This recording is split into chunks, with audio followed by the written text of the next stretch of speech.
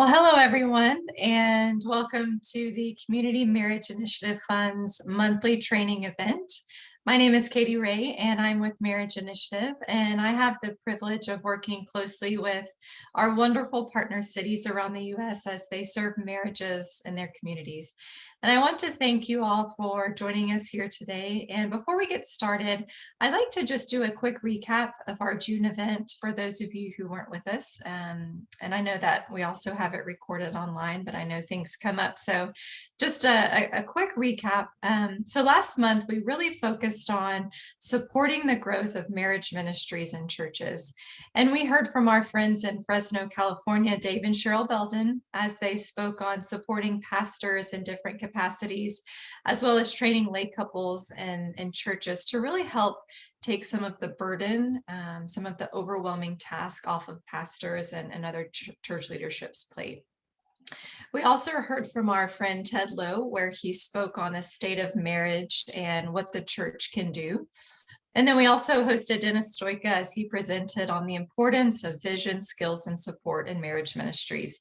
And lastly, we heard from Caton, where he informed us about a guide document for online resources. And then this month, we're going to shift direction just a bit. We are planning to broaden our scope and really focus on building broad community vision in cities. And we are just so excited to host our presenters for today. But before we introduce our first speaker, we're going to have Caton open us up in prayer. Thank you, Katie. Well, let's open in prayer. Heavenly Father, we thank you just for the opportunity to come together today and share the great things that you're doing in our lives and in the families' lives around us. We're thankful for that.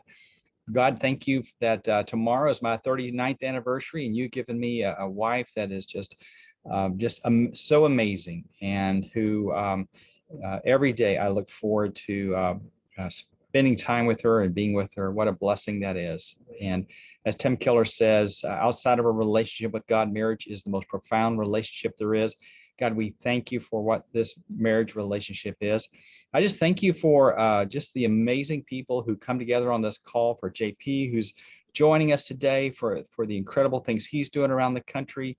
And we just lift you up, Lord, and say, God, thank you for allowing us to join you in your work to redeem and restore marriages. In Jesus' name, amen.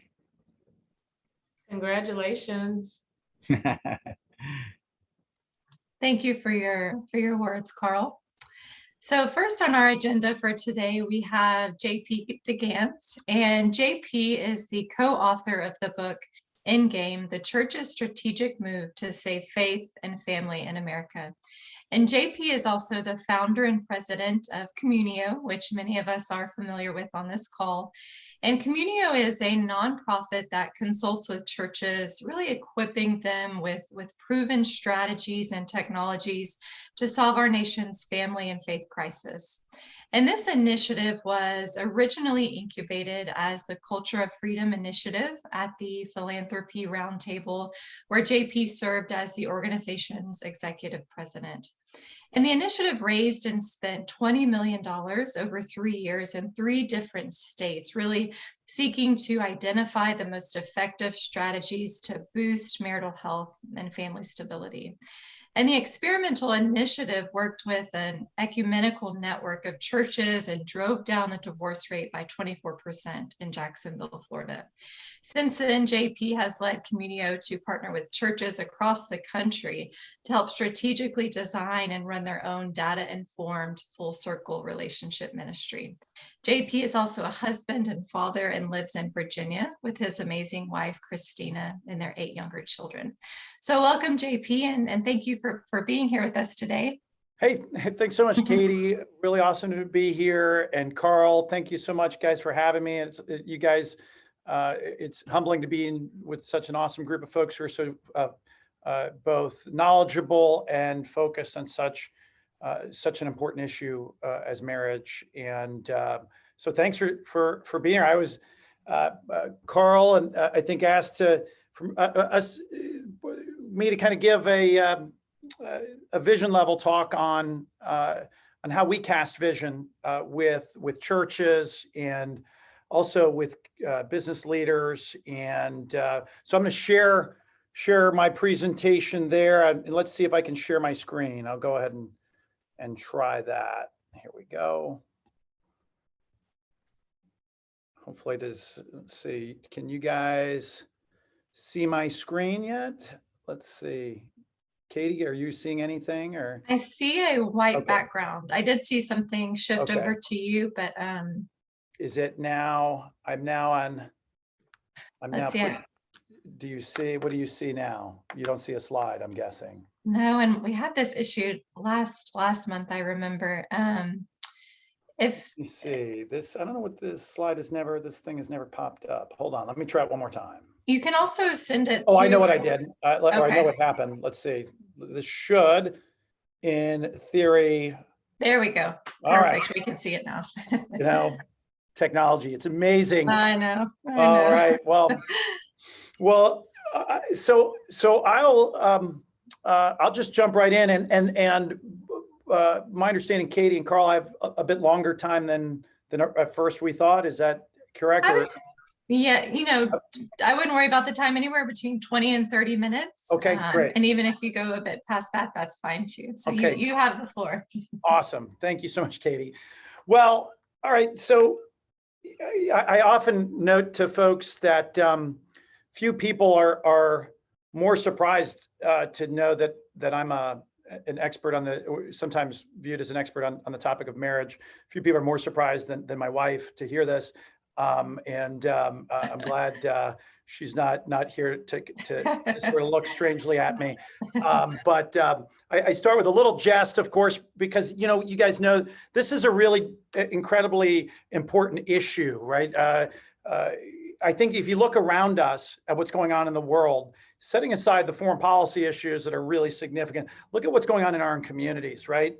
Whether it's poverty, whether it's lack of educational attainment, whether it's the epidemic of loneliness, whether it's crime, you name it. Fundamentally, our country is suffering from a soul crisis, and that soul crisis has its origins in the collapse of these two pillars, right? The pillar of faith and the pillar of the family. The church, she has struggled mightily to address it, and as these two pillars have been battered over the last 60 years, really. And so you can look at these. I want to take a quick, hot moment to diagnose this. First, by looking at the collapse of the family. And when we think about the collapse of the family, let's look right at the center of the family, which is marriage, right? There's 31% fewer people getting married each and every year right now than in the year 2000. Okay. And if you go back to 1970, there are 61% fewer people getting married each and every year than in the year 2000. And demographics have significantly shifted, right? In 1970, there were 40% of all households were married households with kids under the age of 18. Today, that number stands at just 17.8% of all households are married households with young children in them. So, of course, the number of children being born continues to go down, but not as fast as the marriage rate. So 54% of all kids now will reach adulthood without continuously married parents.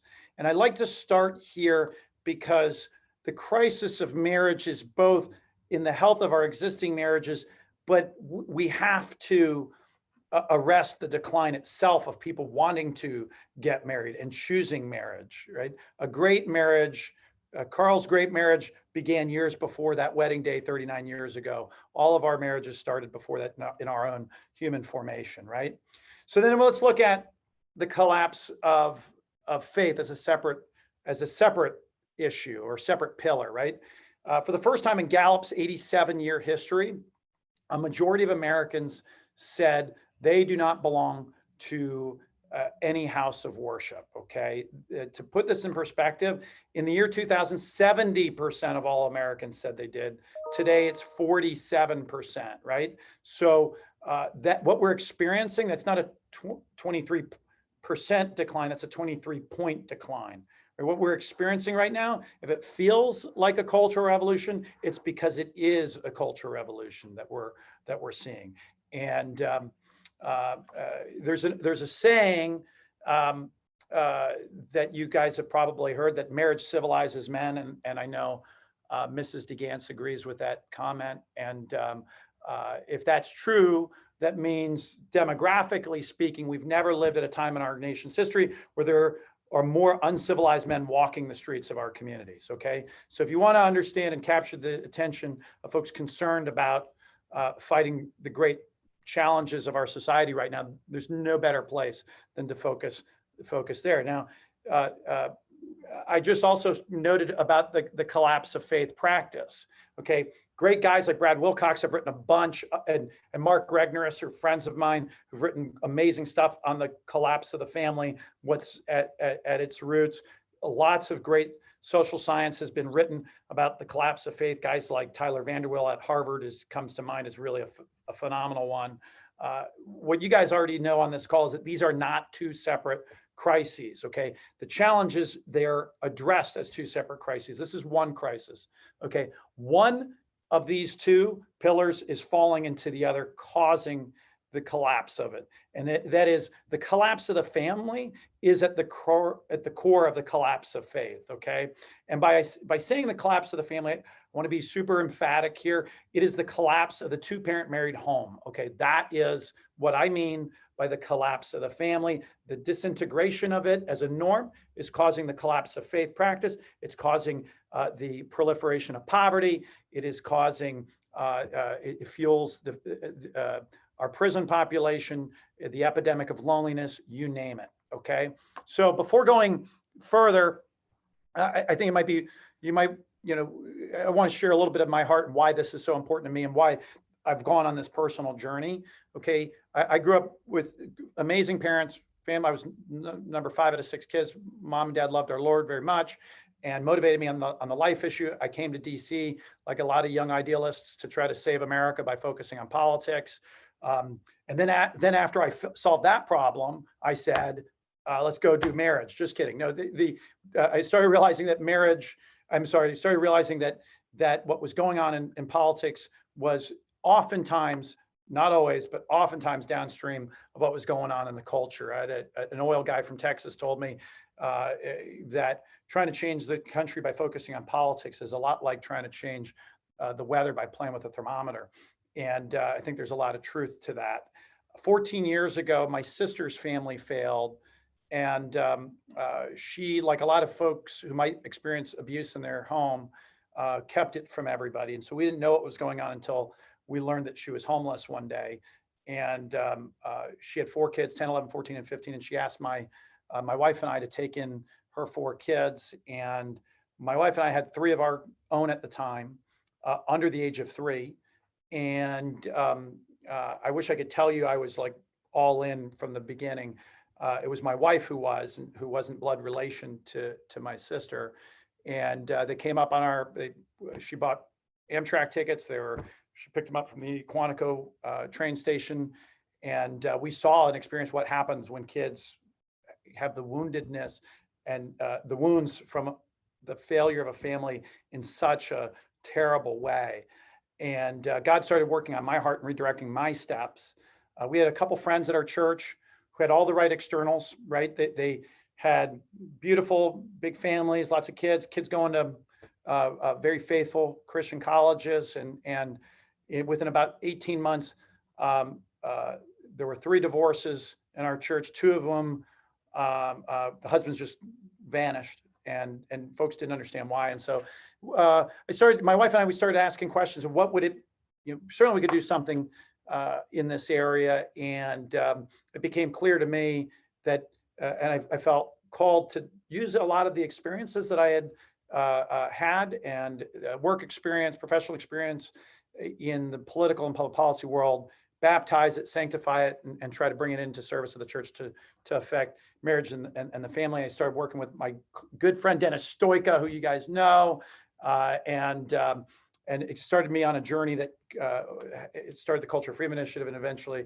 Communio, which we'll unpack here. So in any event, just to show you that I have obvious marital problems, so I'm sharing with you my picture of I love this picture of my wife and family, because we like to play jokes on each other, and so she knows this is a picture of our clan. And years ago, the three older ones are two of my nieces and my nephew, and we had four of our own at the time. And this was our gang, and this was the goofy Christmas picture. And I think this is probably a great place to start, because for us, we used to be very involved in youth ministry at our church. We did volunteering in high school ministry. And then as the proliferation of our children expanded, this just became our youth ministry. And we're running our own youth ministry right at home, right there we go. And but this is usually where church leaders think to start when they think about arresting the decline of faith. Okay, so it's a really important place for us to think about. When I was writing the book Endgame, we did a look at an analysis of just looking at the 7 best known evangelical and Catholic youth discipleship, youth evangelization organizations. Just these 7 organizations spend $1.1 billion in their annual budgets each and every year, okay? We also did a deep dive with the Barna Group, looking at and did an analysis of what churches are spending their dollars on each and every year. We extrapolated that data across the 25,000 largest churches. And what we found was conservatively another $1 billion spent on youth ministry and youth catechetics, youth discipleship. That number is at least $2 billion. In all likelihood, youth ministry spending is probably in the $4 to $6 billion range, okay? And so the question that we have to ask ourselves, have to ask church leaders is, as servants of the good King, what's the return? How are we doing with this expenditure? Okay, a study by a think tank out of Georgetown looked at former Catholics and found that 74% left their Catholic faith between the age of 10 and 20. Okay, with the median age being 13 of when youth apostatize. Okay, this is not a uniquely Catholic challenge, right? Young people, those with no religious faith whatsoever, keep getting younger on a national level, right? Over 7 years, the most recent 7 years that Pew captured this data, the average age of those who hold no religious belief had dropped on average by 2 years in just 7 years, right? What we're seeing is the unfolding, again, of that cultural revolution. So this is what I call, the focus on this area is what I call the youth industrial complex, okay? Frequently we see the challenge. Philanthropy does this, secular philanthropy, religious philanthropy does this frequently. We see the challenges going on in the culture. We think the way to solve it is to focus here. Now, hear me, I'm not saying that youth ministry isn't a good thing to do. We just have to be honest with ourselves of what it is. What it is, it's a search and rescue mission. It's a smoke fighting project, okay? A disaster has already happened and you're trying to save everybody you can. Okay, that's what it is. And it should, my wife and I would continue to support youth-oriented discipleship and evangelization organizations, but you don't put a fire out by fighting the smoke. Okay, if you want to stop the disaster, you have to find the source of it. And the source of it is the collapse of the family. That's at the root of the whole shooting match. So I'm going to prove it to you. You're teaching today. You go. All right. Thanks, Rosalind. Thank you. You go. You are teaching the truth. Go ahead. All right. I'm sorry, y'all. But Amen. Thank you for that. Praise God for that. Well, thank you. So I'm gonna give you guys the data to be able to make this case to anybody. Okay. I'm going to first appeal to the social sciences. I'm going to back it up with appeals to the psychological sciences, and that any good Christian should. We're going to look at the scriptures, and then we're going to look at the witness of the early church. And we're going to see that the family is at the root of the spread of the gospel. Okay. Why the Jesus movement conquered the world in so many ways in the ancient world was because of our marriages. Okay. But let's now first look at the social science around this, right? Those who hold no religious affiliation, we already know the younger you are, the more unaffiliated you are with any religion. Okay. What very few people know, and what I get a lot of head nods from pastors and sort of gasps is, if you look at a millennial and you look at a boomer, they will go to church at almost the exact same rate if I know one thing about both people, okay? And if I know that they both grew up in a continuously married home, there's actually the differences between their Christian faith practice vanishes, okay? Just with this one factor, all right? Now, this survey comes from, I worked with Mark Regnerus on this. We co-sponsored a survey in 2018, co-sponsored it in 2014, and got these crosstabs, which we have in the book Endgame. And so we wanted to see this in other data. You guys know this in your hearts anyways, right? We looked at Pew's data to see if we saw something very similar going on. This is data from the Pew Research Center. The dark blue line is the number of children living in an unmarried home at any one snapshot in time. The red line is the percent of people who hold no religion whatsoever. Okay, what's happening is the sexual revolution's fruit, that is the children in unmarried homes, are, as they grow to become adults, they start to register in the data as religious non-affiliated adults, okay? So the red line is chasing the blue line, okay? So I lack a married home as a child, and then 20, 25 years later, you ask me my religious practice, I'm way more likely to say I don't have any, okay? So what this means, to double click on it for a minute, okay, there's a lot of money and a lot of effort being spent on youth evangelization, youth discipleship to try to solve this problem. What this really means is our churches today would be full if Gen X and millennials enjoyed the same family structure as our baby boomers. And if the church got strategic here, we could actually refill our churches, okay, and renew the world. Now, why is this? To understand the why behind this, I'm going to first look at the psychological sciences before getting to the scriptures, all right? We partnered with a group called the Right Brain People, okay, on our work in Jacksonville. And they were a reason we reached out to them. They're one of the world's most effective market research firms. They had done research for 22 of the top 40 advertisers in America: Walmart, General Motors, Corvette, Jared's Jewelers. Some really large brands use them. They're also values aligned, and they had done work on the pro-life issue back in the early 90s. They're why the messaging came out that around abortion, like if you've ever seen Women Deserve Better, Abortion Hurts Women, that came out of their research, okay? Now, we asked them to do something, help us understand the behavior, what are the psychological reasons young people aren't getting married or they're getting divorced? Why are they cohabiting? Why are they not going to church, okay? What we've done is we've converted all of that learning into instructional videos for our pastors that we work with. I'm going to spare you a deep dive on this. I'm going to give you one highlight from that. And that is what we found when we looked at those who were most religiously hostile or disinterested in going to church. They had this one thing in common. That one thing in common was that by and large, they reported having something other than a good relationship with their father.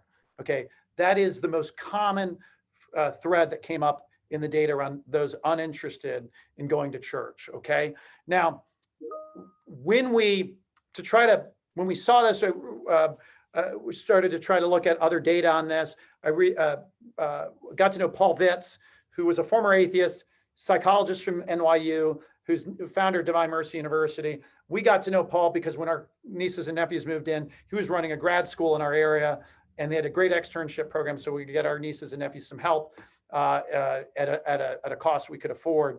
And in talking to Paul, I learned about his doctoral thesis, his peer-reviewed thesis, that a majority of the time, atheism and agnosticism is rooted in a failure to attach to a father. Okay, most frequently. Okay, doesn't mean it's always and everywhere. There's lots of people who are atheists that this is not the case. But what he's got in his peer review, he found that the best known, he did a look at the 30 best known atheists in world history. They have this big thing in common. They have a broken father relationship, failure to attach to their father, and an absent father relationship, whether it's Nietzsche, Karl Marx, Voltaire, Sartre, Mary Madeline O'Hare, you name it, okay? Even today's new atheists have this, is very frequently the case, okay? So the father relationship is sort of is central. And so this is where usually sometimes people say, okay, we got to just solve fatherhood. Well, this is, that would also be solving fatherhood absent solving marriage is another search and rescue mission. You're not going to do it at scale, okay? Unmarried fathers, we know from the social sciences, are generally uninvolved fathers, okay? We all know good dads who are not married, who are good to their children. I'm not talking about specific vivid examples that any of us and all of us know. I'm talking about, generally speaking, statistically speaking, the collapse of marriage drives the collapse in fatherhood, and it's the father relationship that destroys our ability to know the love of our Heavenly Father, okay? And that shouldn't surprise any of us. God has revealed himself as a father in the scriptures, okay? The Bible begins and it ends with a marriage, okay? It begins with Adam and Eve's wedding in the garden, a marriage in the garden, and it ends with the eschatological marriage of the Lamb, okay? Salvation is told to us as a spousal love story, okay? This is why the evil one has so sought to destroy the human analog of marriage. If I destroy the human analog of marriage, it's not going to be immediately evident to me that there's a God in heaven who loves us, and he gave his only son for us, right?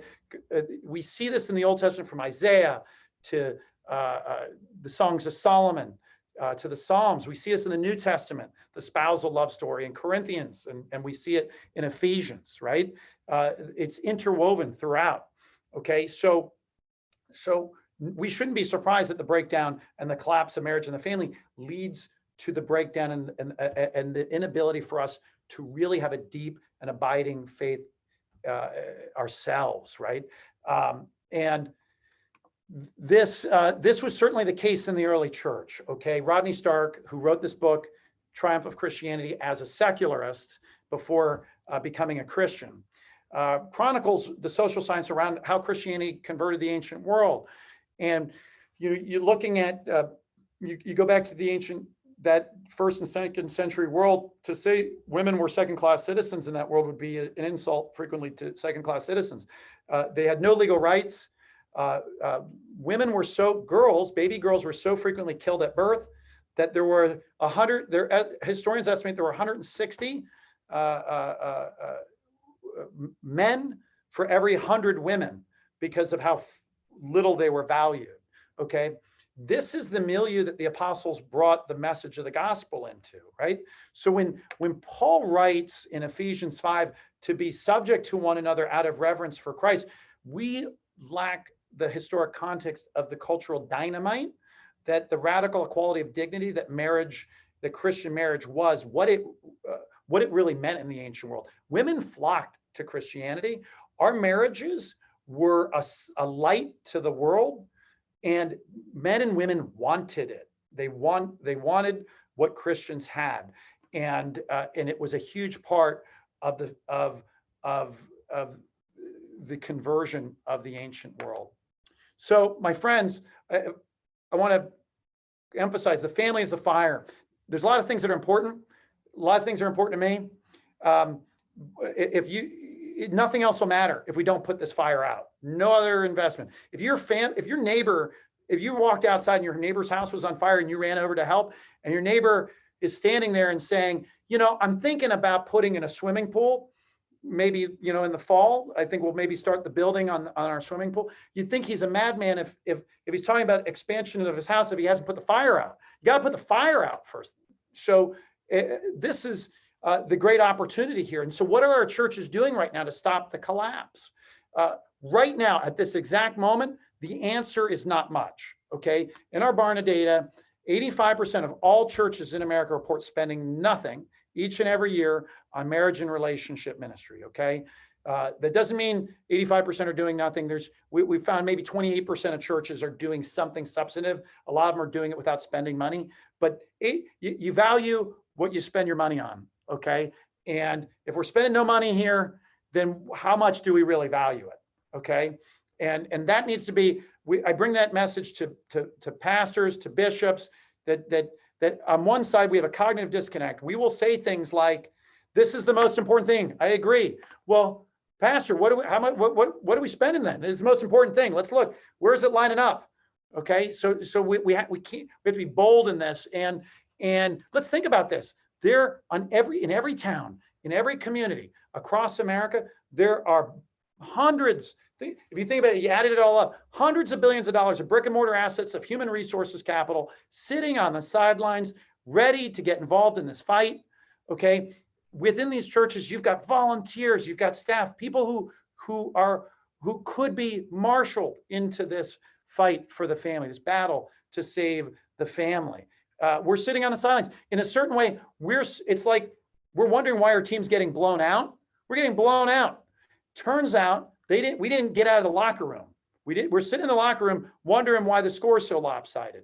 That's what's going on. To me, this is a message of great hope and great opportunity. I want to tell you, without question, the church is the world's greatest firefighting team. Okay. In the first millennia of Christianity, there was a great debate on who was Jesus Christ. The church dealt with that question, that debate, and settled it.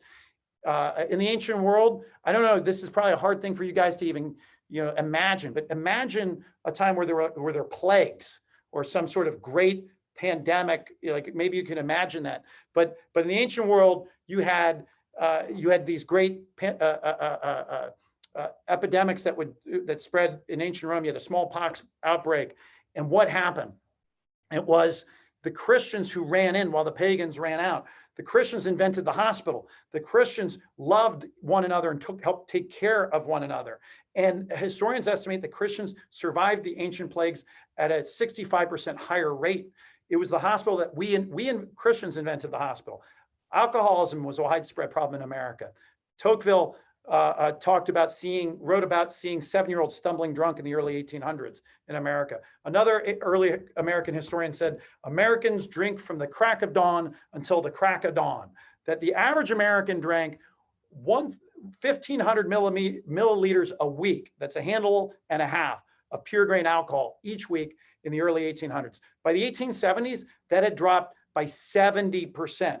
Why did it drop by 70%? Because of churches, largely evangelical churches, forming the anti-saloon leagues and the temperance movement, helping men to socialize in ways that didn't involve getting stone drunk. Okay, the church can change the culture. Illiteracy was widespread in the agrarian world. How did we do that? Well, it was government public schools. No, it wasn't. That wasn't what solved our illiteracy problem. It was the church through the Second Great Awakening, running Sunday schools that taught our young people the scriptures. We became the most literate nation on earth because of churches and Sunday schools. So those who tell you the church cannot change the culture, they're wrong. The greatest threat here is that too many people in the church too many of them in the church no longer believe that the gospel has power to change the world. Okay. And so this is why community exists. This is why the nonprofit ministry I've formed is to come alongside the church. We take a John the Baptist approach. We want to decrease. We want the church to increase. We want to help equip the church to fight the fire in the family in order to renew faith in the U.S. Many of you know our partnership in Duval County through the Culture of Freedom Initiative. It was the 6th worst city in America for marriage. We in raising $20 million and spending it in these 3 different states, Jacksonville. Well, I can tell you, we made a lot of mistakes. I can write a much longer book about those mistakes. We distilled those things, thanks be to God, that did work. We worked with churches in the Southern Baptist Convention, community Bible churches, Catholic parishes, with pioneering a data-informed approach to relationship and marriage ministry. Those churches moved 58,912 through 4-hour or longer relationship skills enrichment. We saturated the county with digital outreach. And this is where I want to double click on my friend Dennis and the Community Marriage Initiative. This was Dennis had done great things prior to us getting connected with him. He was part of helping us think through and designing the strategy on this. And the net was the divorce rate, as you know, declined 24%. We had scholars from the University of Virginia and Florida State University say, do an independent analysis and say there was no explanation for that decline other than our intervention in the county, and surprised a number of people. And what surprised me the most was learning that there were scholars at Florida State University. As a Gator, I was definitely surprised by that. It wasn't only good for the community, it was also good for the churches themselves. And the attendance in our partnering churches grew. There were 33 churches who grew in their Sunday attendance by 23%, and their giving by 28%. So if you as a church move marriage ministry from being the shadowy back door to being the front porch and inviting people in, churches grow. We're doing a lot of work in Montana right now, thanks to the First Family of the state of Montana have brought us in there. And when you go there, there's a lot of national parks. When you're in the national parks, they say, don't feed the bears. You don't want to feed the bears because the bears will keep coming and harassing people. I jokingly tell people at churches, couples are your bears. You got to go feed the bears, right? Like if you feed the bears, you're going to get more of them. And so that's what we're seeing. And so what we distilled in our model is a framework. Okay, it's a strategic framework. It looks, when it's applied in a church, it looks different in different communities. Okay, we've worked with low-income churches, higher-income churches, urban churches, rural churches. But the framework stays the same. How it's applied is just different and unique, right? So data informed, we mean using data to diagnose what's going on in the church and in the community, using data to, now we even use it to try to evaluate the team to see if you've got the right team within the church. We also work to make sure we use data to draw people in, to invite them in, so that you're not just getting the folks who are already there. And then full circle relationship ministry is the idea of using best practices at every stage of relationship. And we, as a movement on marriage, need to get ahead of and just focused on strengthening existing marriages. Okay, too few people are getting married, and too many of our young people are terrified of marriage, and we need to equip them well early. Okay, and then on the other side is our ministry engagement ladder. It's our 4-step approach. It's sort of, in secular language, you'd say your business acquisition strategy. Okay, invitation, outreach, ongoing engagement, and growth journey. Okay, and I would oversimplify it by saying you can summarize it by saying we help the church get them here and then help them grow. Okay, that's the way I would summarize it. And so for us, it's an inside out approach. Help your people, and then your people should be a light to your community to reach out into your community. The 4 steps that we follow are analyzing. So we start with a survey that we run with the church that's robust, takes about 90 seconds, 60 seconds in the pews.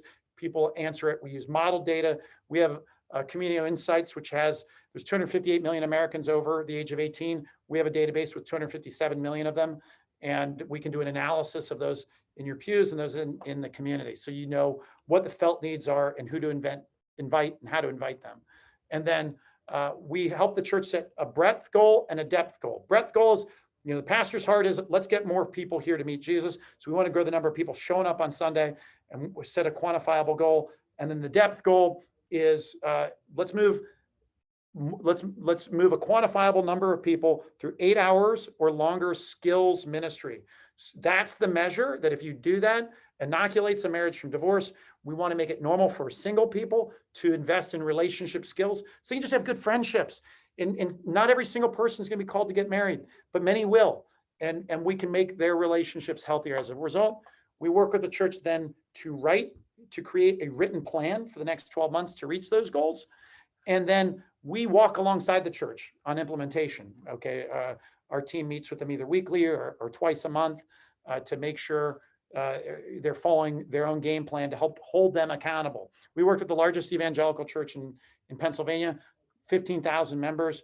And the senior pastor said, we could do a lot of this. In fact, he said, I think we do all this without you guys. The biggest thing he said that helped them was you guys held us accountable. As big churches, we frequently get distracted by other things, and we help them to stay focused and work their plan. And then we help them review by data informed. We want to know what's working, what's not working, help them improve their plan, iterate, and ramp it up. Okay. And this is what our ladder looks like over a timeline. Get them here, help them grow.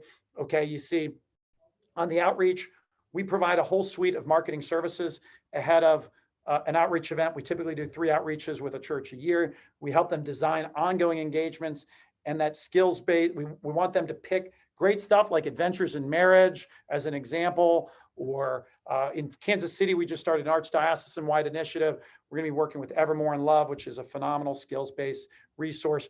At the end of the day, we do not, as Communio, author any growth journey level programs, because we know there's some amazing stuff out there, and we want to help the church grow the number of people getting to it. The issue is that there's not enough people accessing this kind of stuff. Okay, and then last is, these are our services that we provide to churches, right? We do custom marketing on Facebook, Instagram, email, prospecting, person-to-person texting. We have a mobile block walking app. So imagine we help churches go, let's go visit the homes with kids under the age of 10 and invite them to a date night where there's childcare provided, that kind of targeting, and dropping a door hanger. We also do help them with postcards and mailing. So in one element, as a nonprofit, we're a bit of a marketing company, and then we marry that with a deep knowledge, because we own our puns with marriage and relationship ministry. So it's trying to get the right message to the right people in the right ways at the right time, and making sure that it doesn't just stop with that first step, but they're applying the best practices along the way, and making it normative. What Dennis talked about last month with vision, skills, we call it community is the last part, which he calls support. I'm a disciple of Dennis Stoika. I love what he's doing. And when we talk about vision, we have to create a norm that everybody in the church expects, that this is a place where we all invest in our relationships. We all work on our marriages. If I've got a great marriage, if I've got a great car, I don't wait for the smoke to come out of the hood. I bring it into the garage. If I've got a great car, if I've got a great marriage, then I also work on my marriage as well. Preach it, brother. Preach it, brother. Thank you. There we go, Dennis. So one of the things I'm excited about is the National Center on the Black Family. We're 25% of the way funded on this. This is a big partnership with Hampton University that we're closing in on getting off the ground. It would allow us to partner with about 20 large Black churches in the Tidewater area. They would study, there'd be a research project on it, and then there would be a proliferation of the findings to Black churches. They have the largest convening of Black churches in America is on their campus. And so we sought them out because of that alignment, both in the dean of the school that oversees this area is deeply aligned with us on marriage and on the opportunity that the university provides. So I want to go back to Jacksonville for a second. Why did what happened in Jacksonville happen? At the end of the day, it's because we want to boil it down. It's because passionate leaders in the community, in the church, became deadly serious about a huge problem. Okay, and they husband resources and applied best practices and strategy around marriage, and showed that this is not an insoluble problem. Right? When the church becomes mobilized and strategic, change happens. Okay, and so I want to make sure you guys know this, but when you're talking in your communities, we have to be the day is long since spent. This is a matter of civilizational consequence. Okay, we no longer can mince words about this. Okay, we all have pet issues, but nothing else matters if this fire is not put out. But it's worth reflecting. What if we don't? What if the people on this call fail to mobilize decisive and strategic action in their communities? What if the church does not become strategically engaged and positively impacting relationships? Well, we know nothing will change, right? The trajectory will continue. Broken families will continue to become increasingly normative, right? Fatherless parenting will continue to become more and more normative. That means these are, when the parable of the seeds are thrown And our Lord talks about the seeds thrown on rocky soil. These are frequently the rocky soil seeds, right? It's hard for me to understand and grasp that there's a Father in heaven who loves me if I never knew a love of a father in my home, okay? And so hearts, we know, will be further hardened to the gospel. And that means greater secularization, okay? Less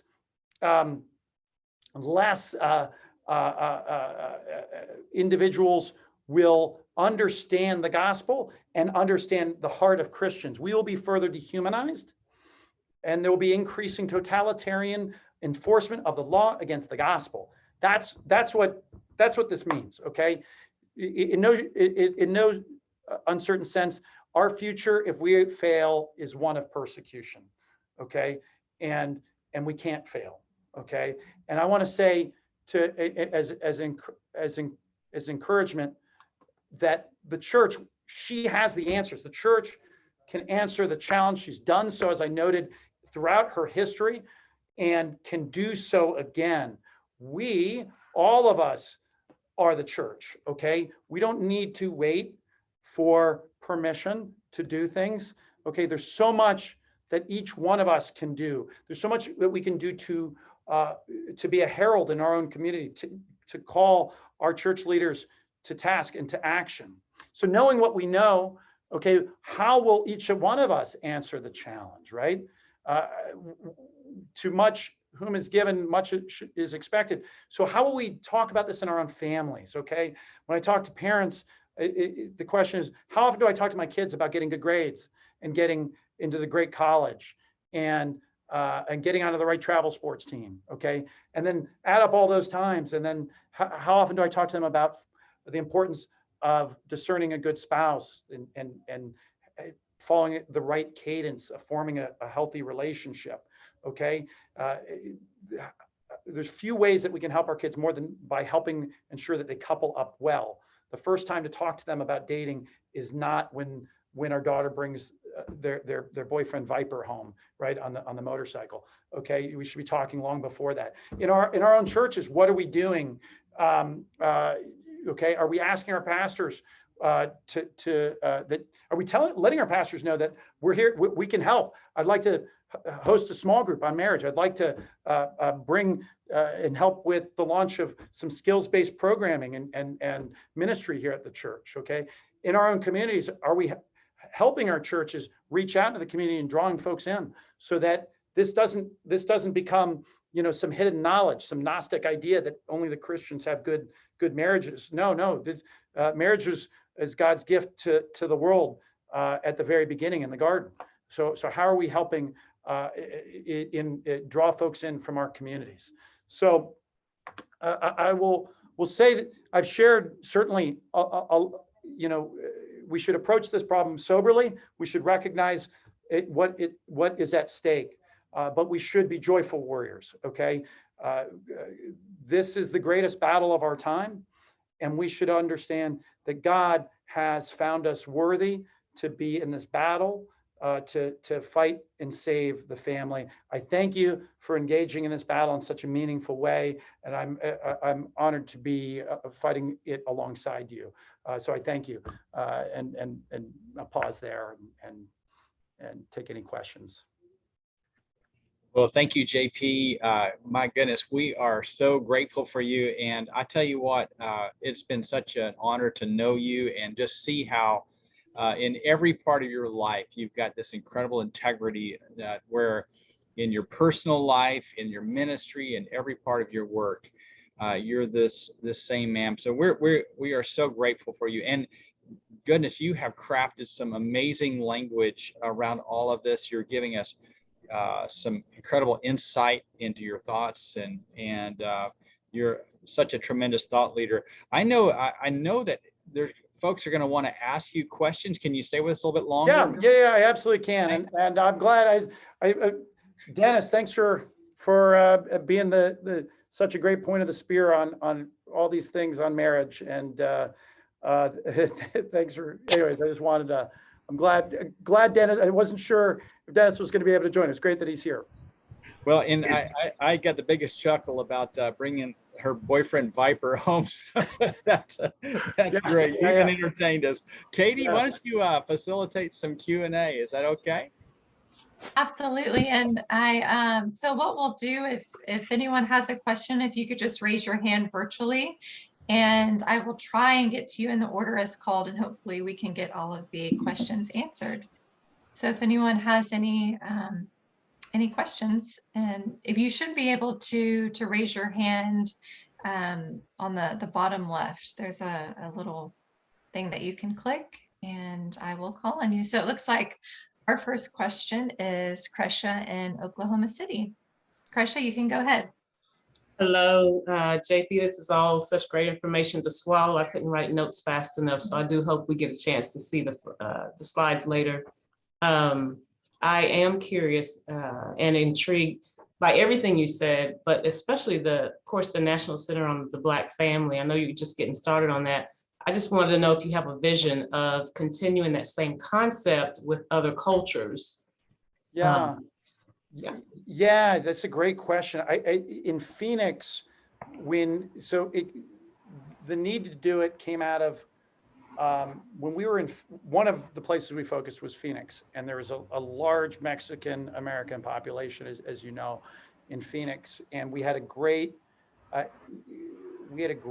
local partner there, Lazos de Familia, Alicia Lahaz, and she, through working closely with her, I learned that what's more important than translation, because a lot of times the quick move is to go to translation, is acculturation, and how to engage in the Mexican community in a way that engages folks. And so she really helped us with that.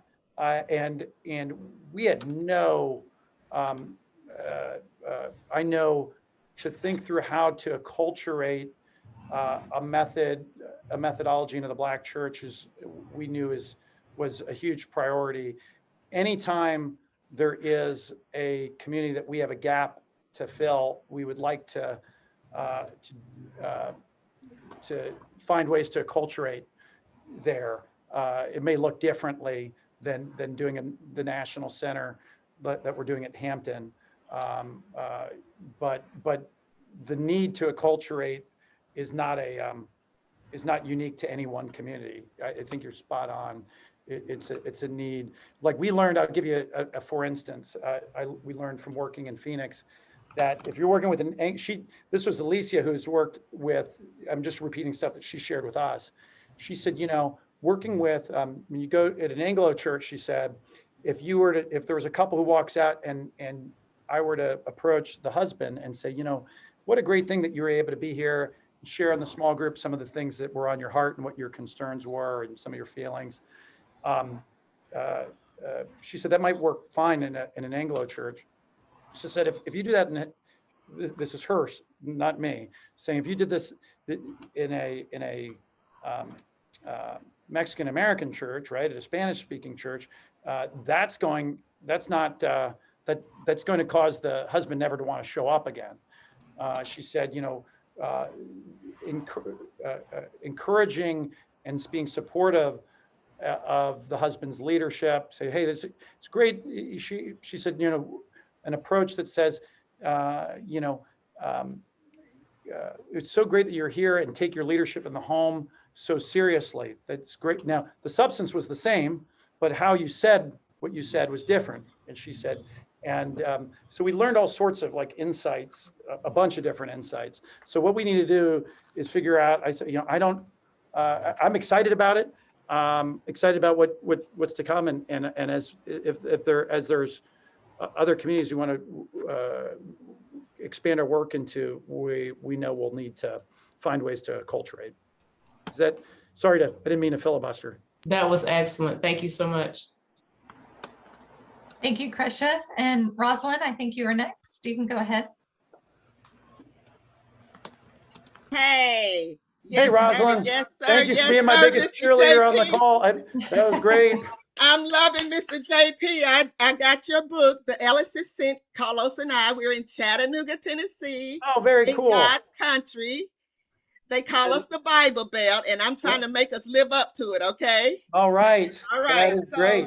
I need you. I'm going to send you a plane ticket. You need to get on the plane today, and you need to come to That's so, you need to be right here in Chattanooga because we are who you are talking about. We're just small and we want to put fuel on the fire and make this thing, I've always told them we can paint Chattanooga. We can just paint this town with the gospel of marriage. That's what I call it here. It's the gospel of marriage. And so I really do want to say to you, brother, you have encouraged me.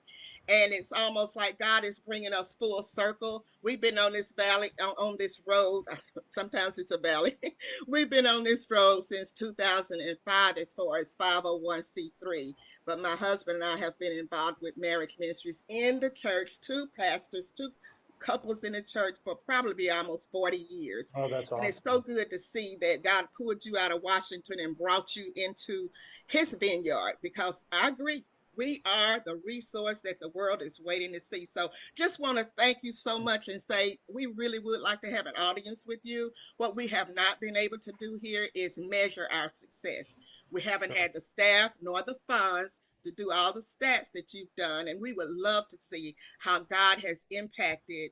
We have about 26 partner churches, and we've built down through the years, continue to build, but we need to go back and continue to make sure they don't let the ball drop, Yeah, so we need staff, we need yeah, volunteers, we need that. So want to just pick your brain about how you yeah. may be able to extend But your help. yeah, let's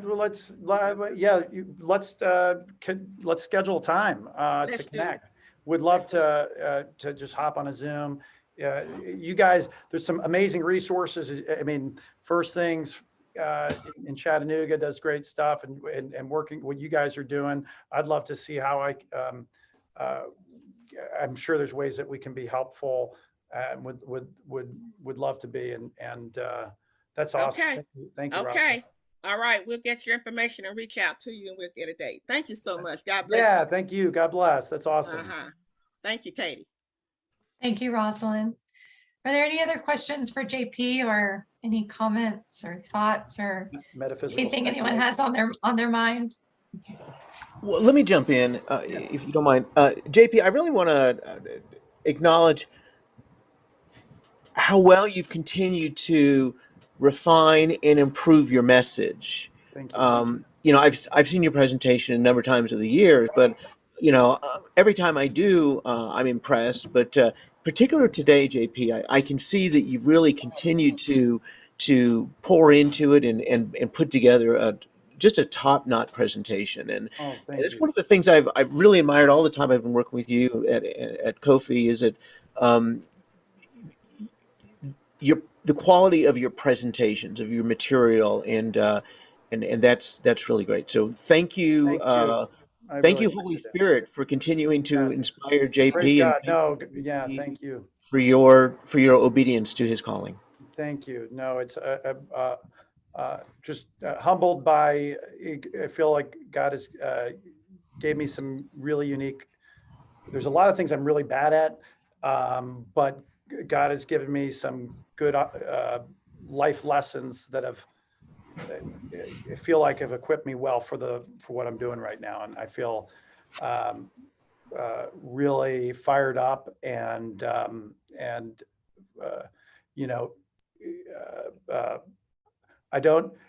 have to remember to take time off of work because I think, Dennis, you're wired a little bit. I think I'm wired similar to you, and from getting to know you over the years, you like doing what you're doing so much that you got to remember that you got to maybe take some time off every now and then. Anyway, so that's great. Thank you. I think we have one more question before we close. So Carlos, you can go ahead whenever you're ready. Yes, thank you, JP. Again, I echo the sentiments that everyone else has shared about you. It was very good and informative. My question is, and you probably already covered it, but is we're focused on a lot about marriages, which we are too with covenant keepers. I'm with covenant keepers. Yeah. My question is, yeah. Before they're married, they are unmarried. Correct. They're single. Yep.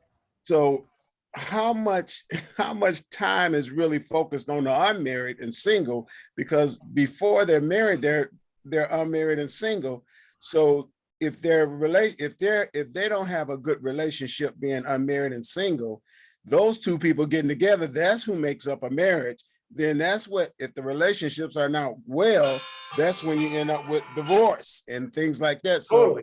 Yeah. No, yeah, I completely agree with you. So, and I couldn't agree more. It's one of the reasons we use the terminology when we talk with our churches about a full circle relationship ministry. So single life, engaged, married, those who need, the enrichment, and those who are in crisis. Okay. And so when you zoom in on that single and unmarried bucket, 61% less people getting married every year now than before. So what do you do? So for us, we work with churches on making it normal for churches to build relationship ministry also for unmarrieds, right? So I'll give you an example. The guy I wrote the book with that I wrote, was John Van App. I did it with him largely because a lot of his area has been with singles.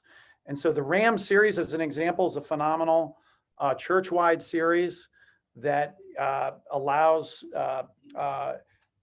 you to engage with singles. And as you know, Carlos, when you say single, probably most people think single never marrieds, but the single world is a lot messier than that, right? So when we do our surveys, you know what, this might be fun. I'll just show you a survey from a lower income church that we worked with in Texas. If I can pull it up real quick. When we, you've got your marrieds, you've got your, I'm sorry, you're never married, you got your divorced, you've got widows, you've got the complex world of your cohabiting folks. And let's see here, if I pull it up really briefly. Now, I started opening my mouth before I had it ready at my fingertip. And so I don't want to waste everybody's time if I can't pull it up real quick. But okay, let's see here. Elevate.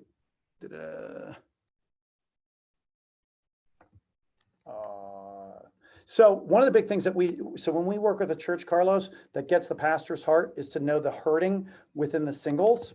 Okay. And we put that in front of the pastor at the same time that we talk to him about the marrieds. Okay. And what we find, there's something called, everyone knows about the epidemic of loneliness. And in this, there's a few ways that the loneliness epidemic is measured. One of which is there's a survey called the UCLA Loneliness Survey. And there's a 20 question version and a 3 question version. We run the 3 question version with all of our churches, which is a great, I'm going to hit share screen now, just to, let's see.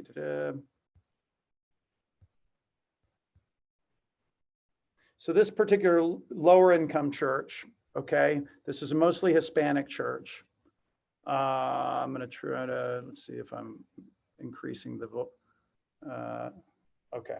So this was first of couples. I'm going to jump over couples for a minute so you can see the singles, because that was your question. Okay. Moving on down right here. Okay. 49% of the singles in this church self-reported feeling, make sure I close everything. Oops. Sorry. 49% of all the singles in this church reported feeling sometimes or often left out or isolated or lonely on all 3 questions on the UCLA Loneliness Index. Okay, why that matters and why I say that to a pastor, why that matters is that means 49% of your unmarrieds are likely to live 15 years shorter in their lifespan because of the public health outcomes of their singleness. Okay. And so one of the first things is when we talk about singleness, is to help a pastor understand why they should care. Because a lot of pastors, they care. No pastor goes, I don't care about my people, but they need to understand what it really means. And then we work with the church to think through, okay, how do we create an engagement experience that draws in singles so that they learn the right cadence of dating, of, how to not, my co-authors, I love his framework, which is there's like, imagine a soundboard with 5 dials, okay? And each dial, the first dial is no, then the second dial is trust, then it's rely, commit, touch. Okay, they're dials that go up and down. In our society, the touch dial goes right to the top, okay? And all the other dials are staying low, okay? And we need to help there's a lot of science behind, setting aside the scriptures, there's a lot of science about why you're going to feel really empty afterwards, okay? And so there's a lot that we do and that we can do as a church to equip them to understand that it's not just marriage ministry is not just for married people. And by that, I mean relationship ministry. It means you got to get long before that. And then we have to also recognize, you know what? A large number of single people are never going to get married. And so if the single ministry only looks like something to get people married, it's going to be a hard time for a lot of the singles to feel like that's a place for them. Okay. And that none of which means you don't champion marriage. It just means, how do we serve our folks well, maximize the number of healthy Christ-centered marriages that conform, and come alongside. I'm excited about in Kansas City, we're working with my old friend Tori Backham, who we worked with at Communio before he became Catholic and moved out there. And there's an Italian movement that he's part of, which forms these mini domestic churches where you form intentional relationships between singles and marrieds. There's a piece of social science that says that if you're married, you're categorically way more likely to be invited over to a home for dinner and to invite someone over to your home for dinner. Okay. And that one little thing is an example.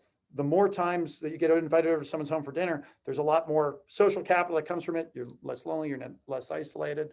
So we talk to churches about, like, how do you build community with singles and marrieds and do so in a way that mixes those groups. So anyways, that's a really long, I'm sorry, Carlos, for, again, the long answer. Hopefully that Yes. gave you. Yeah. Real quickly, JP. Now, just because they're more likely not to get married doesn't mean that they're not cohabitating. So so even with that statistic, it's even a higher statistic, because if they cohabitate before they get married, then they're more likely to get a divorce.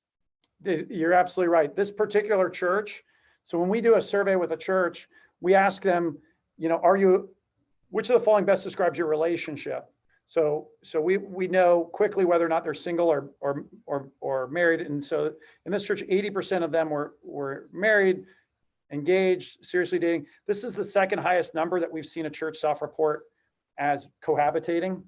Okay. And so there's all sorts of, there's also, in the book, I go through some talking points that pastors need to know. Like, we need to be sharing with our people that a woman who lives with her boyfriend is actually the most likely to suffer from domestic violence. That's just the reality. Okay. A child conceived in a cohabitating home, 40% of them will be fatherless by age 3, and 70% fatherless by age 12. Okay. We need to encourage our pastors. When the church does not teach, the world does. So it doesn't mean that we'll get to this at some point. The world is teaching our people. So we've got to lean in to the reality of our postmodern world of human sexuality and advance a Christian sexual ethic, because that is what converted the pagan world. Was our sexual ethic was way more attractive than the ancient Roman and ancient Greek sexual ethic. You were more fulfilled, you were happier, and it was attractive. And even single life if lived well, is, ultimately every Christian's called to marriage in the next life. We will be married to the Lamb, right? And so, the eschatological marriage happens at the end of time. And so our earthly marriage prepares us for it, but our single people are living that preparation now. Okay. And so there's a lot that as a church that we can do to help our single people feel like they've got a home here too. And we can support them well. Great. Wonderful. Thank you, Carla. Thank you for your question, Carlos. And I think those are all of the questions that we have. Are there any final comments that anyone would like to make before we sign off today? Teresa, did you have a question? I think you're on mute, Dr. T.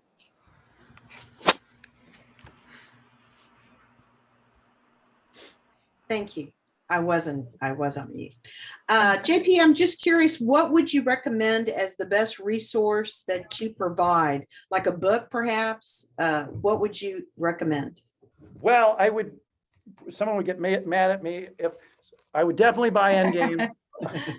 So, because it goes, a lot of the data in the talk, there's a lot more data behind it.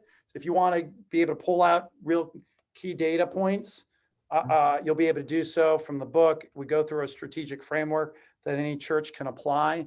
I would definitely do that. Then my follow-up to you would be, before I make other recommendations, by other resources, what would be helpful for you? Meaning, like, are you talking about resources for marriage, for relationships, for single life, for Well, I'm a practitioner, Yep. in private practice, marriage and family therapist. And I mean, I want to work for you, actually, if you want to know the truth. But I'm not sure that's going to happen. So, I just really kind of want to know how to get your information better into my vocabulary, so I can spread this kind of a dialogue and even get it going in the circles that I'm involved in. We've had folks, all of the family life directors for the Catholic diocese in Minnesota, North Dakota, and South Dakota did a book study with Endgame. I would definitely recommend go to endgamebook.org and pick it up.